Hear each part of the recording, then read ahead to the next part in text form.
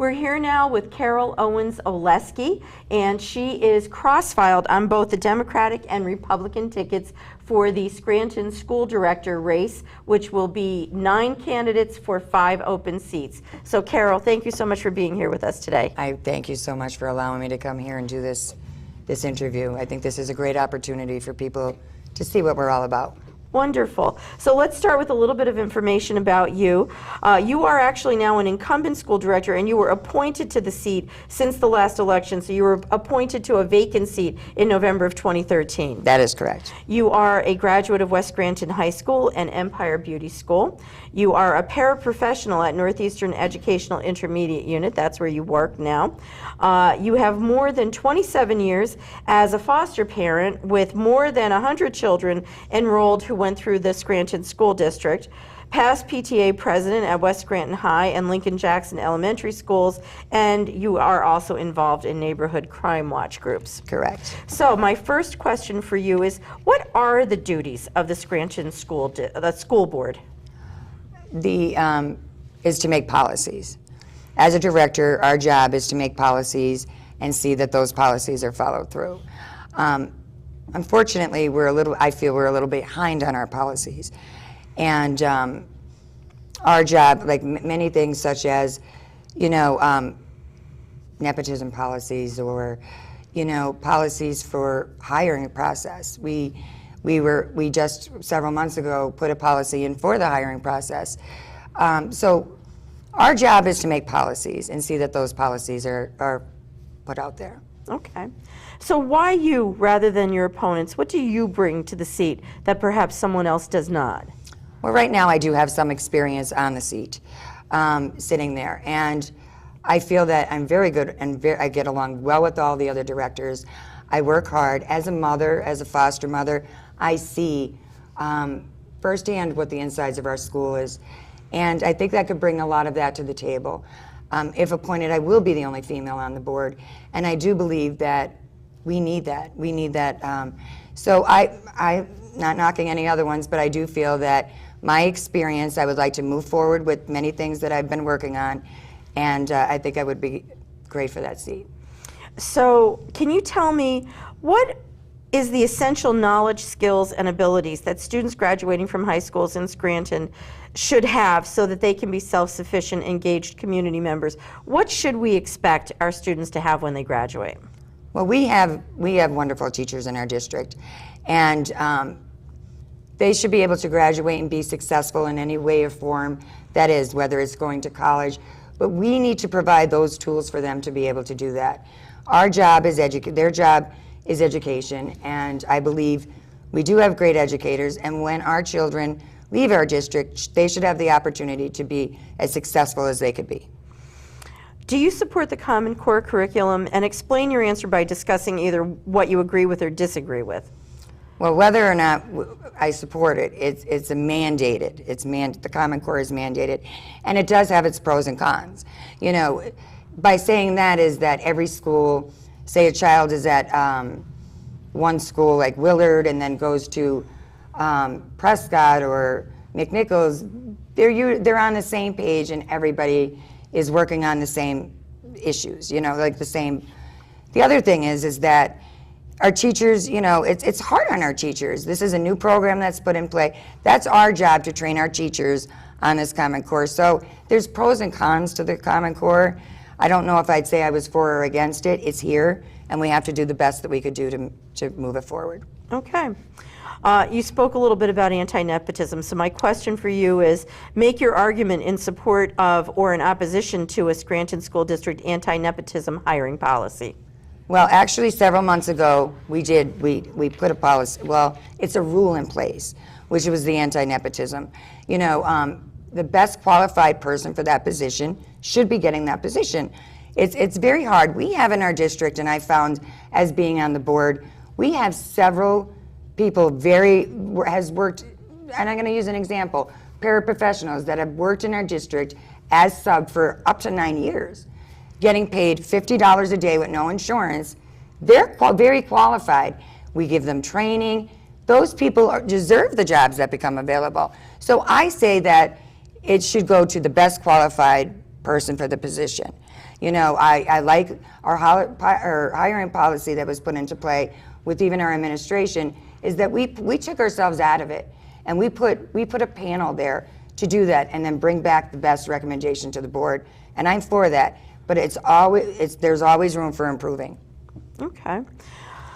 Speaking of improvements, what opportunities for improvements do you see are needed, and what is your approach or plan to address them? But specifically, what kinds of things can the Scranton School Board have an impact on? Well, first of all, our children's education. And the biggest thing that's hitting our district is our budget. You know, we are not to micromanage. We are to set policies. We need to work close with the administration. We need to listen to what they have to say, and we have to bring forward the things that are necessary for our district. We have great administrators, we have great teachers. We need to sit back, listen, and move forward, you know. So I think that's a wonderful thing that I could bring to the board is, I think that in every situation that comes forward and has to me, I thought out every situation, and every time a decision was made, I made it with what I thought was in the best interest of everybody, all stakeholders and children in our district. Okay.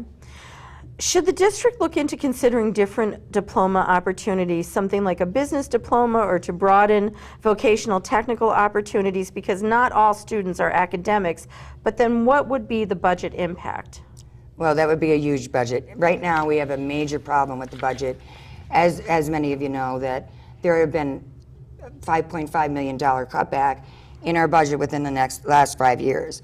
You know, hopefully, as we move forward with the new governor, we'll be able to get more money into we won't have that knowledge of what that will be right now, but hopefully we can open up more programs, always to add on and do vocational. You're 100% right.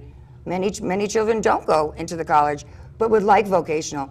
We should offer whatever we can for our children's education, absolutely. So Carol, imagine that you are asked to join a team of local government officials who will speak to a business or company that is considering moving into the Scranton community. What would you tell them about the quality of education offered by the Scranton School District to sell them on moving to Scranton? Well, I am a graduate of our community, and I love our community. I think we have a great, great community. And I also feel that it's important for them to know that every day education is changing. And as a director, I want to see that we improve on a daily basis. So I would like to tell them that my children have gone through the district. I've gone through the district. I've had over 100 foster children who have gone through the Scranton School District. That goes to show we have a wonderful district. And also those children, I would like to stay in our area. So I would like to tell them that they won't be sorry. We're always changing our education for improvement, and it would be a great opportunity for them to come and join our community. Wonderful. What changes, if any, we talked about hiring a little bit, what changes, if any, would you like to make in the teacher hiring processes, and does our current process enable the most experienced and qualified applicants to be hired?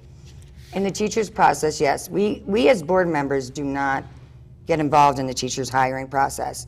That is done by administration, and testing. So as a director, we really have no say on the teachers hiring.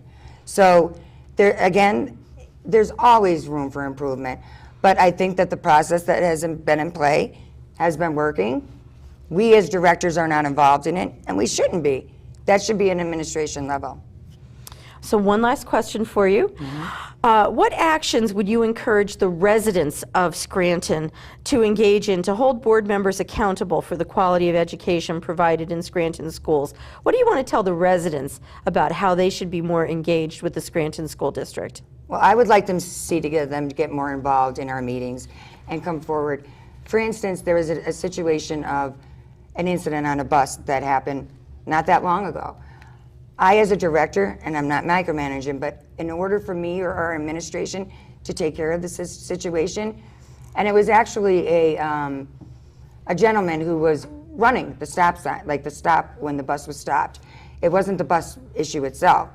And a gentleman brought it to our attention, and then in return, we brought it to the administration, and the situation was resolved.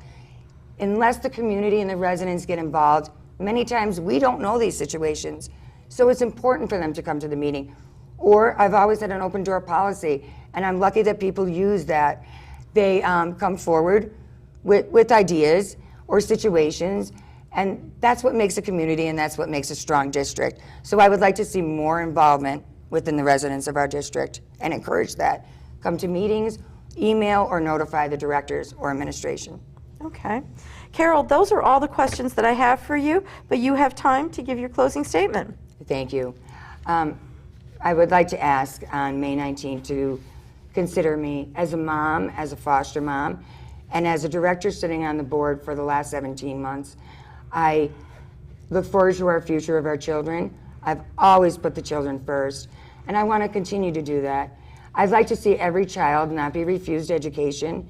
As a special ed, as we know, our autism popularity is increasing. I am so proud that we were able to open Monticello and save our district a ton of money than branching that out to other districts. I would like for you to consider me hopefully on May 19th, and I appreciate it. And thank you so much for allowing me to come here today. Thank you. That concludes our time with Carol Owens-Oleski. Carol, thanks for taking the time this morning. Carol is one of 9 Democratic candidates running for, and actually I misspoke, she's cross-filed on both the Democratic and the Republican tickets, one of 9 candidates overall on the Democratic ticket who are running for 5 open seats on the Scranton School Board. Again, the Scranton School Board is elected volunteers. They're not paid for their service to our community. Make sure you get out and vote on May 19th. Thank you.